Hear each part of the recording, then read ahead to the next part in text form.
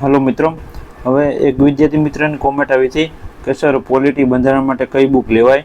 તો હવે એ વિદ્યાર્થી મિત્રે એવી વાત નથી કરી કે કઈ પરીક્ષા માટે, પણ આજે બંને પરીક્ષા માટે તમને જણાવી દઉં જેના માટે અલગ અલગ બુક આવે છે અને આવી રીતના કોમેન્ટ આવે છે તો એક વિદ્યાર્થી મિત્રનો આન્સર આપી શકો છો। તો ઘણા વિદ્યાર્થી મિત્રો એક બે દિવસ પછી અથવા નવા વિદ્યાર્થી મિત્રો જોડાતા હોય છે તો એ કોમેન્ટ કરતા હોય છે। તો મેં એવો વિચાર કર્યો છે કે હવે જે કંઈ કોમેન્ટ હોય છે તેનો વિડીયો એક શોર્ટ વિડીયો બનાવીને અને આપણી ચેનલમાં મૂકી આપીશું, જેથી કરીને નવા વિદ્યાર્થી મિત્રોને પણ ખ્યાલ આવે, જૂના વિદ્યાર્થી મિત્રોને પણ ખ્યાલ આવે અને સબ્જેક્ટ વાઇઝ પણ ખબર પડી જાય કઈ કઈ બુક માર્કેટમાં છે અને કઈ બુક સારી છે કઈ પરીક્ષા માટે। અને બીજા કાંઈ પણ પ્રશ્નો હોય તો પણ નીચે તમે કોમેન્ટમાં જણાવજો। તમારા મત મુજબ જે કાંઈ તમને પ્રશ્ન થતા હોય પરીક્ષાને લગતા તે નીચે કોમેન્ટમાં જણાવજો। તેનો પણ આપણે સમય મળશે એ પ્રમાણે અલગ અલગ રોજ એક વિડીયો બનાવી અને બધા વિદ્યાર્થી મિત્રોને હેલ્પ કરવાની પૂરેપૂરી કોશિશ કરશું।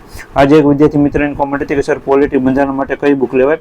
હવે એ વિદ્યાર્થી મિત્રએ નવી તૈયારી કરી છે ચાલુ, તો એને કદાચ ખ્યાલ નહીં હોય એટલે આપણી ચેનલમાં વિડીયો મૂકેલા છે બુક રિવ્યૂના, તો એ પણ ખાસ કરીને જોઈ લેજો। અને આજે હું તમને જણાવી દઉં કે એમાં કઈ પરીક્ષાની તમે તૈયારી કરો છો તે પર પહેલાં નિર્ભર કરે છે તમે બંધારણ વિષય માટેનું।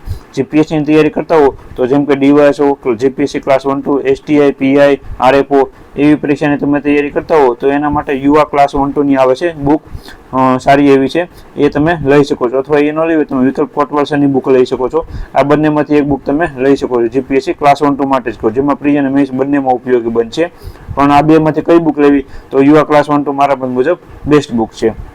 હવે એ વિદ્યાર્થી મિત્ર અગર ક્લાસ 3ની તૈયારી કરે છે, જીપીએસસીની તૈયારી કરતો, તો એને આ બુક લેવાની જરૂર નથી, કારણ કે આ બુક છે વધારે લેન્થી છે અને વધારે ડીપમાં આપેલી છે, એટલી બધી જરૂર નથી હોતી ક્લાસ 3 માટે। હવે ક્લાસ 3માં કઈ કઈ પરીક્ષા હોય છે એ તમને જણાવી દઉં। સીસીઈ છે, તલાટી છે, જુનિયર ક્લાર્ક છે, પછી સબ્જેક્ટ વાઇઝ જે કાંઈ પરીક્ષા હોય છે એફએસડબલ્યુ, એમપીએસડબલ્યુ, એસઆઈની, લેબોરેટરી આસિસ્ટન્ટ, લેબ ટેકનિશિયન, એ બધી જે ભરતીઓ આવે છે જેમ કે પંચાયત વિભાગની, ગૌણ સેવા પસંદ મંડળની, પછી મહાનગરપાલિકાનું વીએમસી, આરએમસી, જેમાં અલગ અલગ વિષયવાઇઝ પરીક્ષા હોય છે એ બધી ક્લાસ 3માં આવતી હોય છે।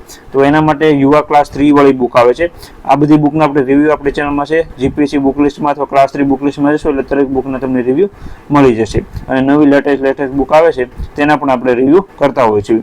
તો એ વિદ્યાર્થી મિત્રો યુવા ક્લાસ 3ની બુક લઈ શકે છે, એ બેસ્ટ બુક છે। જો એનો લઈ વિકલ્પ કોટવાસરની બુક આવે છે એ પણ તમે લઈ શકો છો। જીપીએસસી ક્લાસ 1-2, ક્લાસ 3 બંને માટે કામમાં આવશે। ક્લાસ 3 કરતાં થોડુંક ડીપમાં થઈ જશે વિકલ્પ કોટવાસરની બુકમાં, પણ એનો લેવી તમે વર્લ્ડ ઇન બોક્સ, લિબર્ટીની પણ આવે છે, આ બધા પ્રકાશનની આવે છે અને કાજીસરની એક બુક આવે છે। તો એવું હોય તો તમે કાજીસરની બુક પણ લઈ શકો છો। મારા મતે આ 3 બુકમાંથી તમે કોઈ પણ બુક લઈ શકો છો ક્લાસ 3 વાળા માટે, યુવા ક્લાસ 3ની, વિકલ્પ કોટવાસરની અથવા કાજીસરની।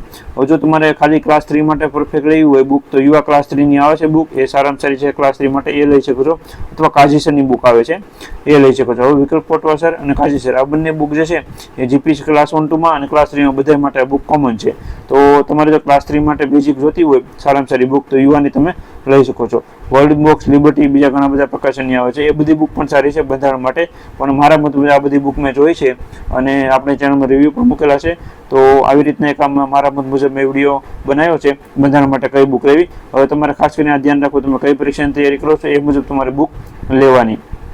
આવી રીતના એક આ વિદ્યાર્થી મિત્રોનો એક સવાલ હતો અને બીજા તમને કઈ સવાલ થતા હોય તો નીચે કોમેન્ટમાં જણાવજો। અને આપણી ચેનલમાં તમે ન હો તો ચેનલને સબસ્ક્રાઈબ કરી આપજો, વિડીયો ગમે તો લાઈક કરી આપજો અને બુક લિસ્ટના વિડીયો પણ આપણી ચેનલમાં આવતા હોય છે, તો ચેનલમાં જોડાયેલા રહેવા વિનંતી। તમને નવા વિડીયો અને નવી બુકના રિવ્યૂ તમને મળતા રહેશે। વિડીયો ગમે તો ખાસ કરીને લાઈક કરી આપવા વિનંતી। તમારા મિત્રો પણ શેર કરજો જેથી તેને પણ માહિતી મળતી રહે। Thank you.